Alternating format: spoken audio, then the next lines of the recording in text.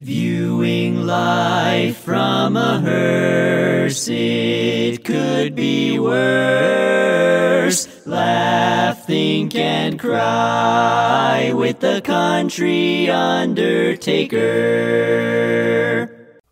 Last week, when my wife was going through an old box of stuff, she found an unmastered copy of a 2006 recording of one of my presentations before a live audience. Since I've been recorded many times, I wasn't sure of the event on the CD. I remembered I had a CD player in my truck, so we played it as we drove down the road later that day.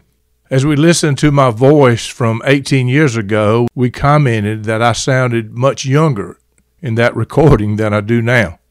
I was much younger. I was 52 then, and now I'm only a few months from 70. I was struck by another fact. Many of the stories I was telling I haven't told in many years. Although I obviously remember the stories when I hear them, I had forgotten about several until I heard them that day. Kathy and I both laughed as we listened while driving down the road. There's no way I can tell you how much fun it has been for me to give these talks for the past almost 30 years and watch people laugh. This recording captured that entire scene for me. I've seen it played out many, many times. It dawned on me that many of my listeners on this podcast have never heard this stuff, and especially in this element. Additionally, many don't know where the title of this podcast even came from, View from a Hearse. But mainly, I wanted this recording to be on this podcast for posterity. The CD, Live and Kickin', is streamed here by permission of Joey Stuckey at Senate Records, who released it in 2006 and owns the rights to it. You can purchase and download the live recording, Live and Kickin', at 3daudioscapes.com, or you can search Live and Kickin', Kickin', by Bruce Goddard on the Apple iTunes Store or the Amazon Digital Music Store.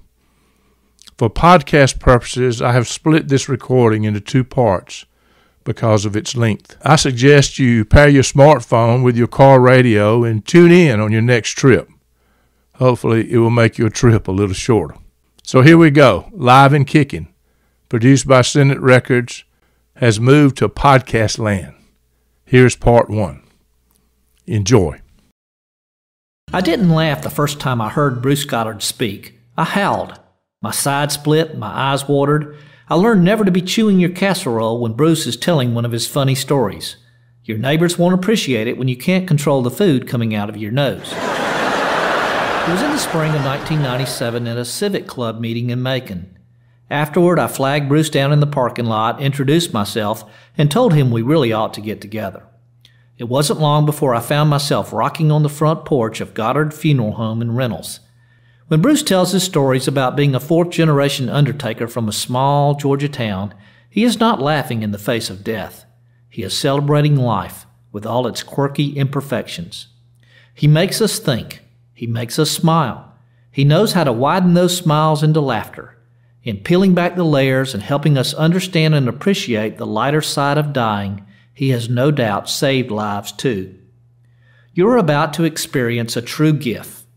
Laugh, cry, remember.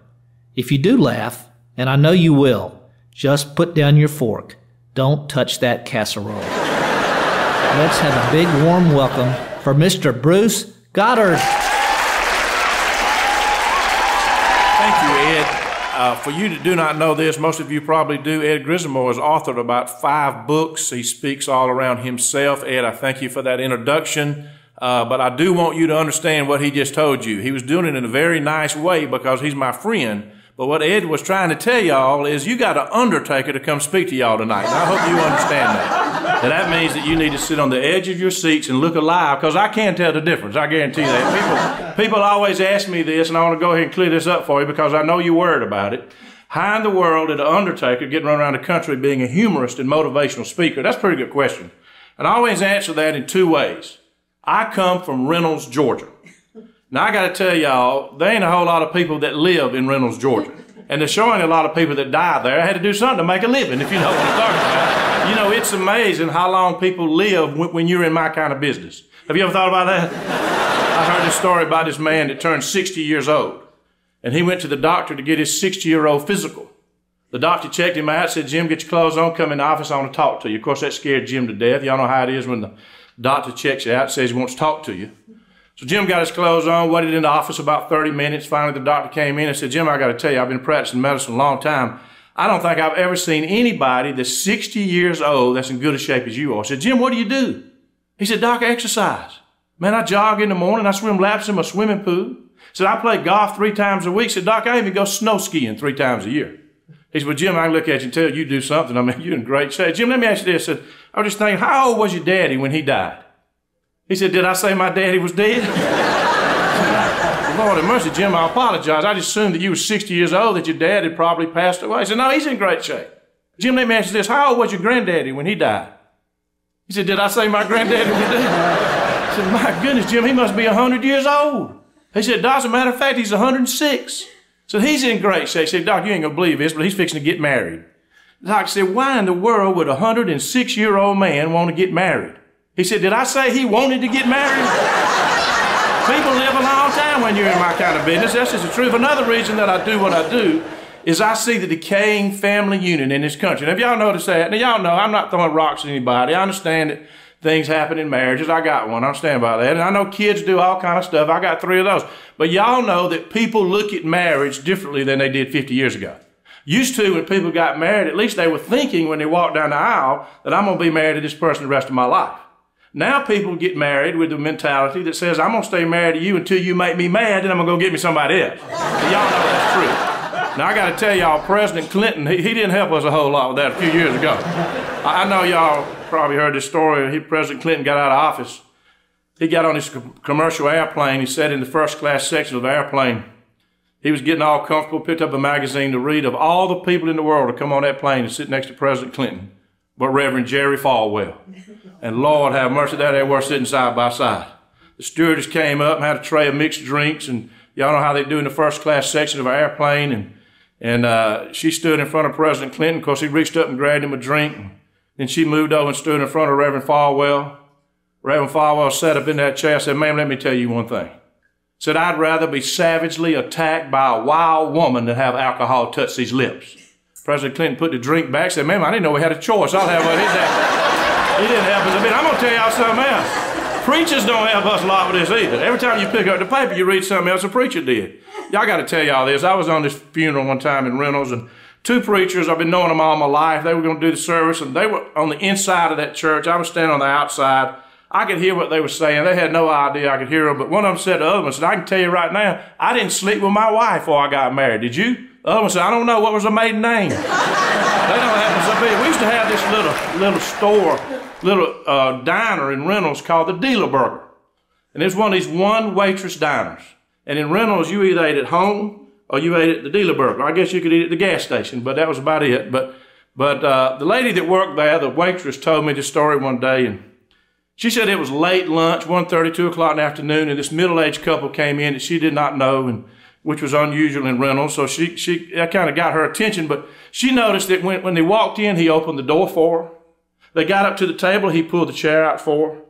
They had this great conversation going. They were looking at each other in the eye. And she said she couldn't hardly work for watching them.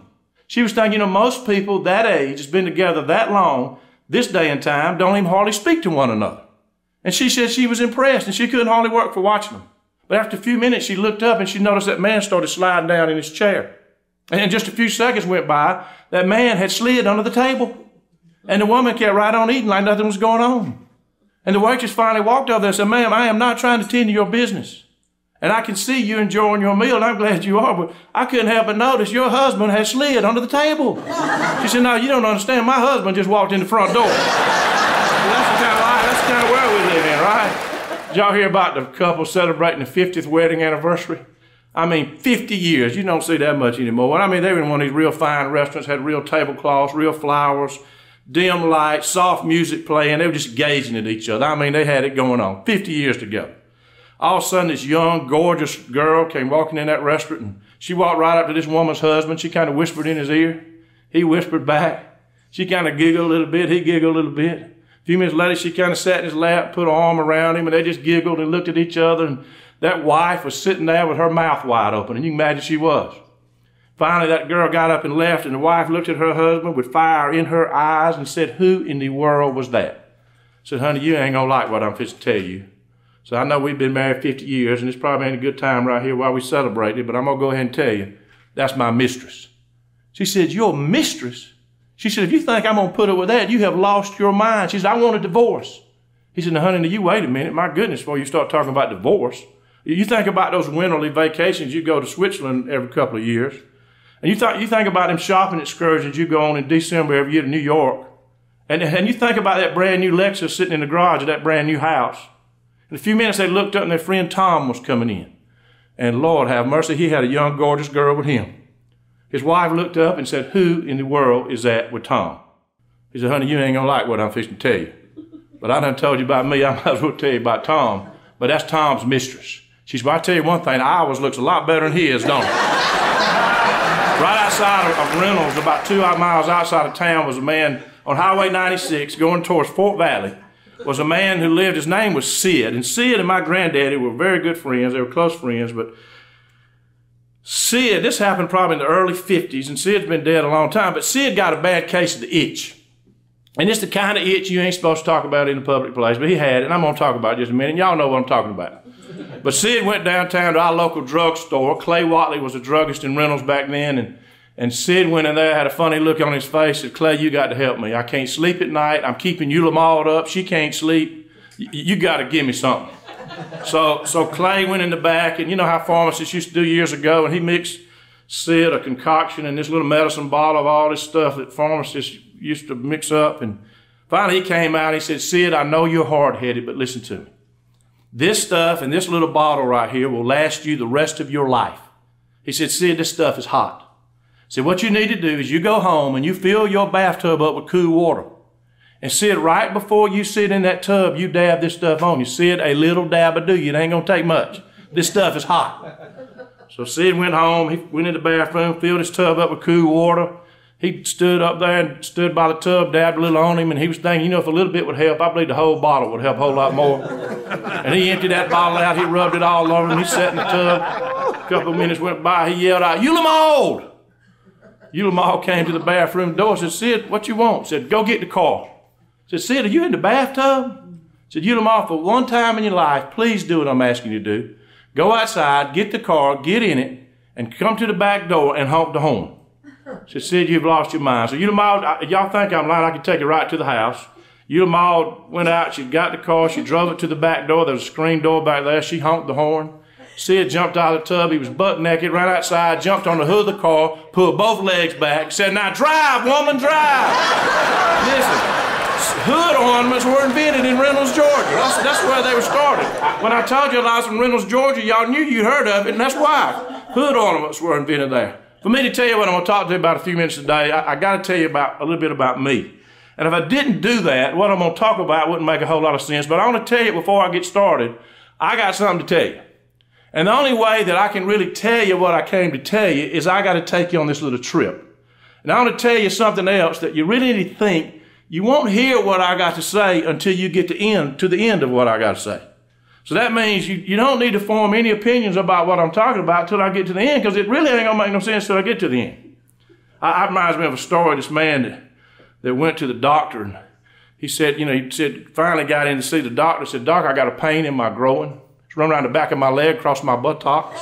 It's running the base of my spine, up my backbone, through my neck. It's running into my head, and it feels like my head's going to bust wide open." Doctor said, "Oh, my Lord, I tell you, I've seen one case of that since I've been a medical doctor. And there's not but one solution to your problem." He said, "Doc, what is it?" He said, "Complete surgical castration." I said, "My gosh, Doc, I want a second opinion." He said, "Okay, you're ugly."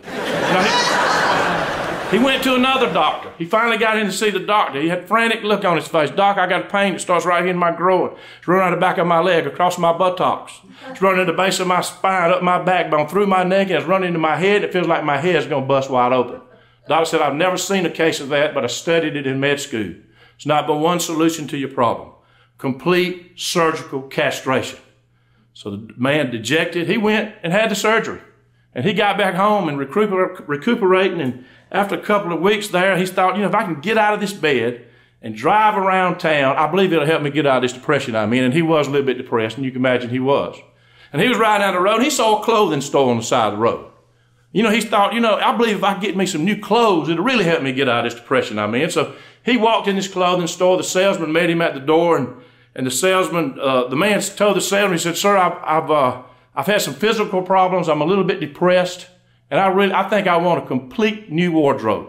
The salesman said, "Man, you're in the right place. You wear a 44 regular coat, don't you?" He said, "How do you know that?" He said, "Man, I can look at you and tell. I've been doing this 30 years. I can look at you and tell what size coat you wear. You wear a 44 regular." He said, "That's amazing." He said, "You got a 16-inch neck." He said, "You got a 32-inch inseam." Man said, "You're amazing. That is right. I can't believe it." He said, "Man, I'm feeling better already. Man, this is great." He said, "You wear a size 32 underwear." The man said, "Now, wait a minute now. You were doing good, but I actually wear a size 28 underwear." The man said, "Listen, I've been doing this 30 years. I don't want to. I can just tell you, I know what size underwear you wear. I can look at you and tell you wear a size 32 underwear." The other man said, "Listen, you about to make me mad. I came in here depressed, and I know what size underwear I wear. I wear a size 28 underwear." I said, "Sir, let me tell you something. If you wore a size 28 underwear, you'd have a pain that started right here in your groin. It'd run right the back of your leg, across your buttocks. It'd run the base of your spine, up your backbone, through your neck, and it feels like your head was going to bust wide open."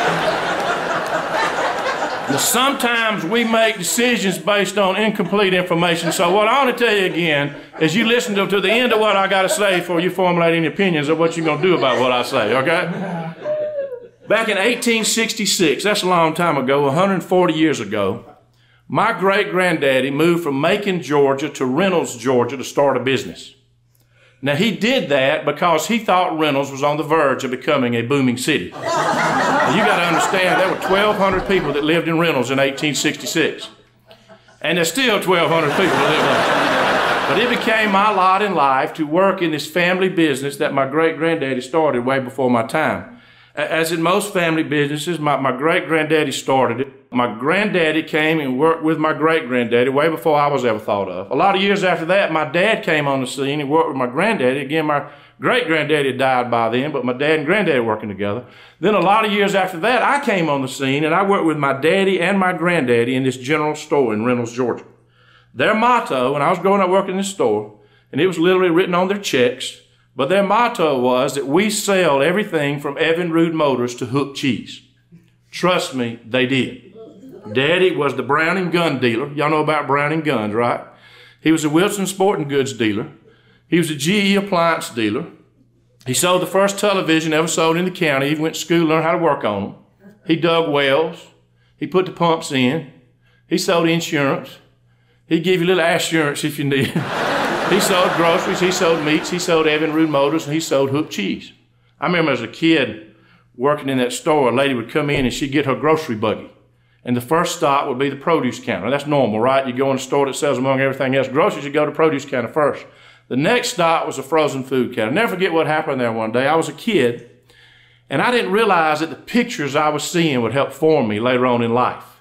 But let me tell you something about my dad. I probably need to say this right here because, make a little bit more sense, but he couldn't get by with this now, but he lived at the right time. But Daddy used to love to hug and kiss all the ladies. And y'all don't look at me funny. He wasn't a pervert or anything. Everybody loved Daddy, but he was always hugging the ladies, kissed them on the cheek, called them sugar or sweetie, and he got by with that. We had a Methodist preacher that had moved into town. He was young and had a cute wife. And Daddy was always hugging on her, kissing on the cheek, calling her sugar, sweetie, or whatever. But this lady was bent over the frozen food counter one day trying to pick out a frozen food. And Daddy walked by in his normal kind of fashion, kind of pat on the rear end when we walked by and said, "How you doing, sweetie?" Well, this lady like to turn the counter over him. She jumped up, turned around. It was a complete stranger.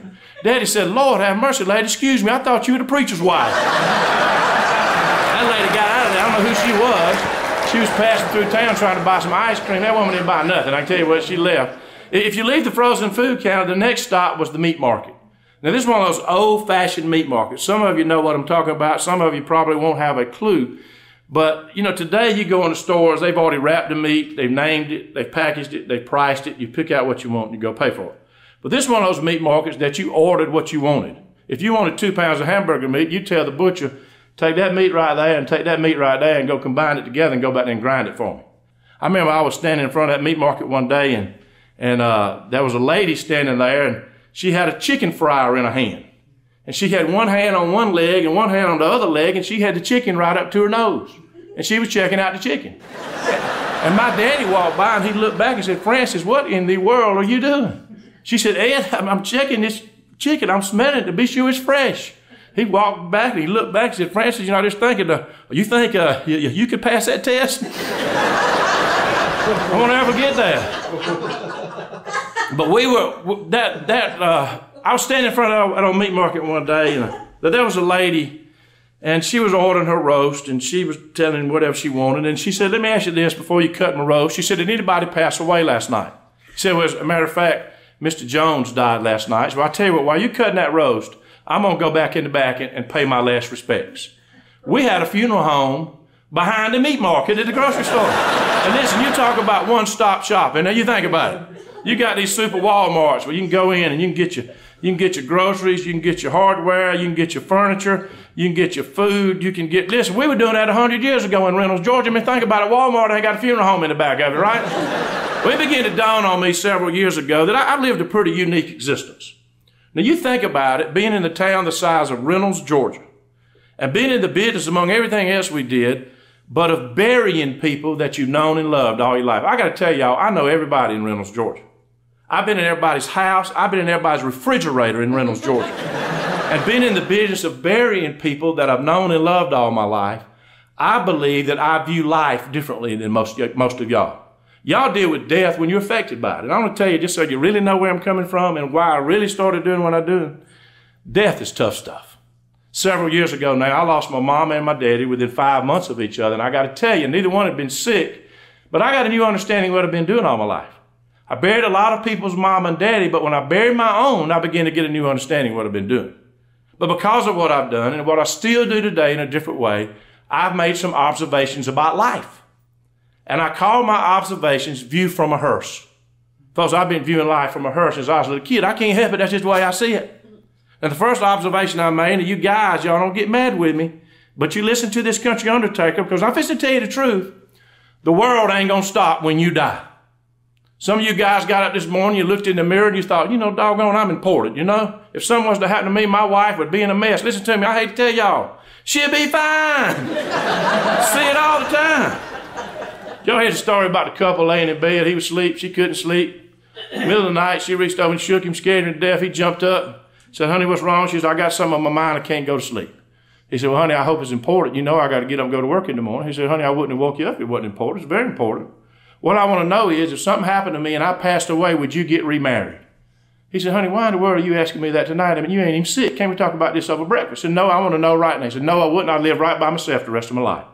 She said, well, thank you. I feel better. I can go back to sleep. He rolled back over. He fell asleep. A few minutes later, she reached over and shook him again. He jumped up and said, honey, what's wrong now? She said, I've been thinking about what you just told me. He said, I believe I want you to get remarried. She said, I can't stand the thought of you living by yourself the rest of your life. I said, honey, I get remarried, whatever you want me to do. Right now, I just got to go to bed. I got to get up and go to work in the morning.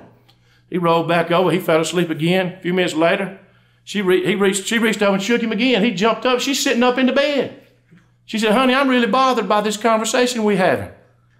He said, honey, this is your conversation. All I'm trying to do is go to sleep. He said, now you're telling me if something happens to me, you're going to get this new woman. She said, I got to ask you something. She said, you going to let her live in our house?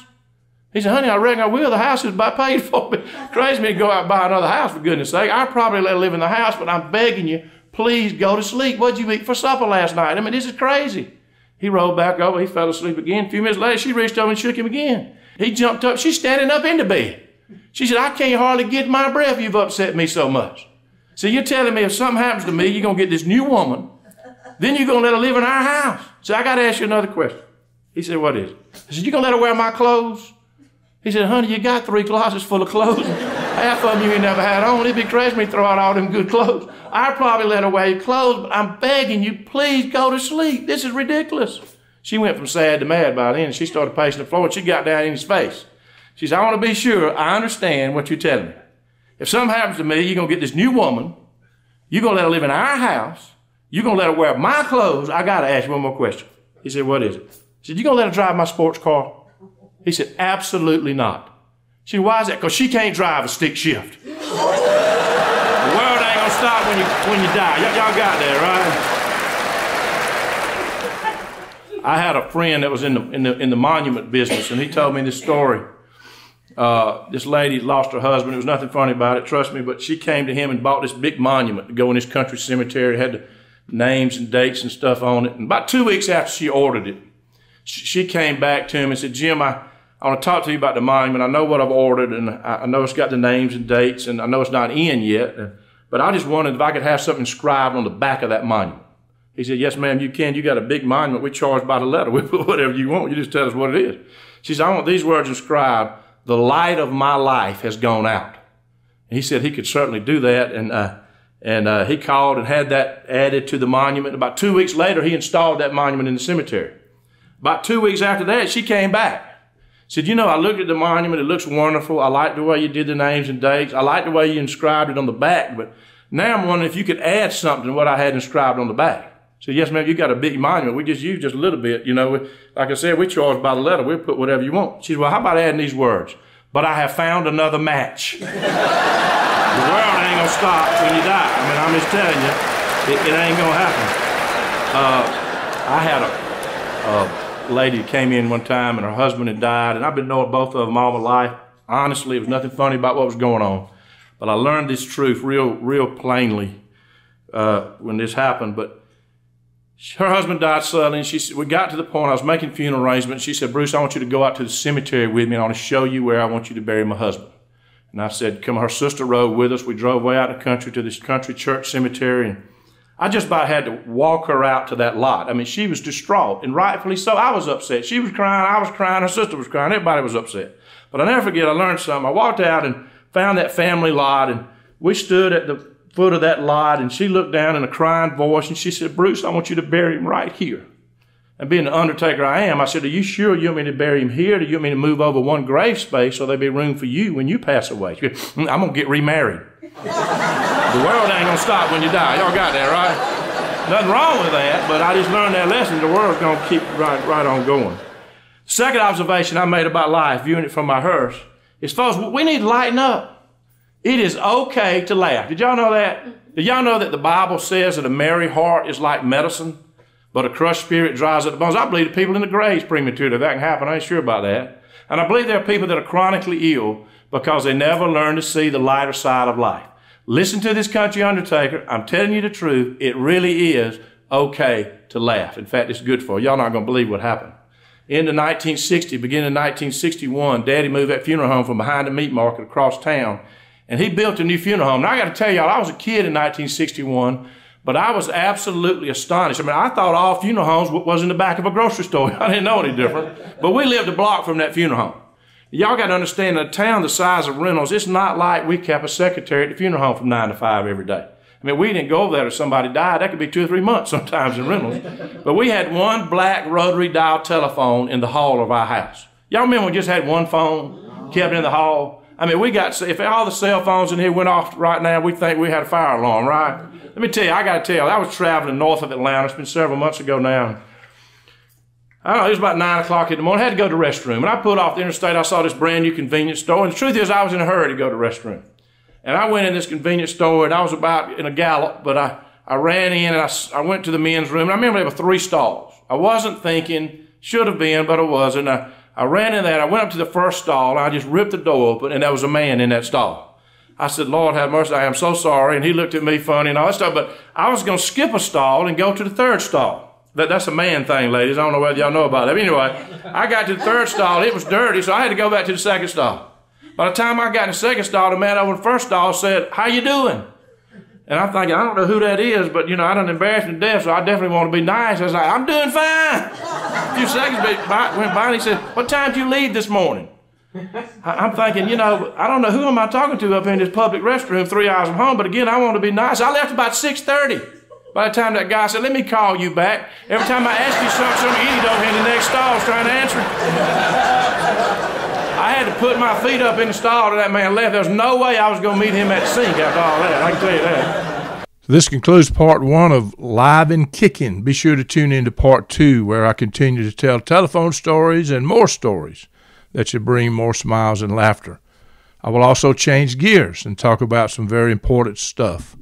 from the perspective of a small-town undertaker. Thanks for listening. Viewing life from a hearse, it could be worse. Laugh, think, and cry with the country undertaker.